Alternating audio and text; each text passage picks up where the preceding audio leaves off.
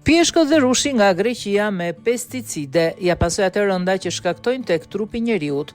Rushi, kuq dhe pjeshka greke që rezultoi i ngarkuar me pesticide, shkakton problemet mëdha shëndetësore. Sipas analizave laboratorike, rushi kishte mbi norm preparatin bujqësor fungicid që fermerët e përdorin kundër kalbëzimit, ndërsa pjeshka rezultoi spërkatur me helmin e ndaluar insekticid që përdoret për të luftuar dëmtuesit e frutit. Ende nuk është e qartë se sa është sasia që kanë konsumuar qytetarët shqiptar nga 18 ton fruta të rrezikshme që u futon në vendin ton para disa javësh.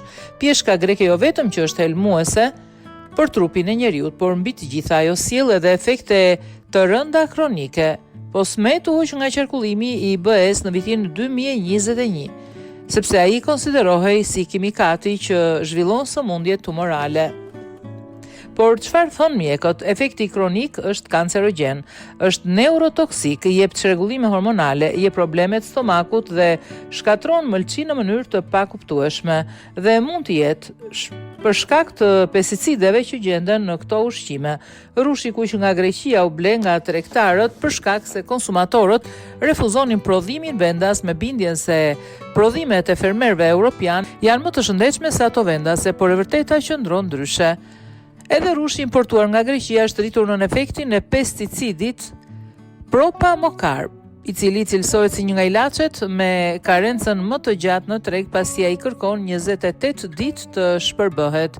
Efekti i tij është shkatërimi i biomës zorve dhe një pacient që nuk ka një zor funksionale shoqërohet edhe me sëmundje të shëndetit mendor si ankthi dhe depresioni. Propamocarb nuk dëmton vetëm sistemin nervor, por sjell edhe probleme hormonale. Nëse do të flasim që në moshë të vogël, 8-9 muaj, për lëngun e pjeshkës që i jepet fëmijëve, ky fëmijë që merr këtë lëng do të ketë çrregullime hormonale, që do të thotë mund të ketë një pjekuri të hershme, një cikël më të shpejt menstrual që e shohim në femrat e sotme dhe një zhvillim trupor më të hershëm, ku vajzat 10 vjeçe do të duken sikur janë tek të 20-tat. Dhe nëse e krahasojmë me brezin e mëparshëm, ato që është sot ka një diferencë të theksuar zhvillimi dhe kjo vjen si pasojë e të ushqyerit shton mjekja. Ndërkohë, ngarkesa me fruta të rrezikshme u bllokua nga AKU, të cilët kanë azisuar vetëm një sasi të vogël në krahasim me ato që ka hyrë në tregun shqiptar.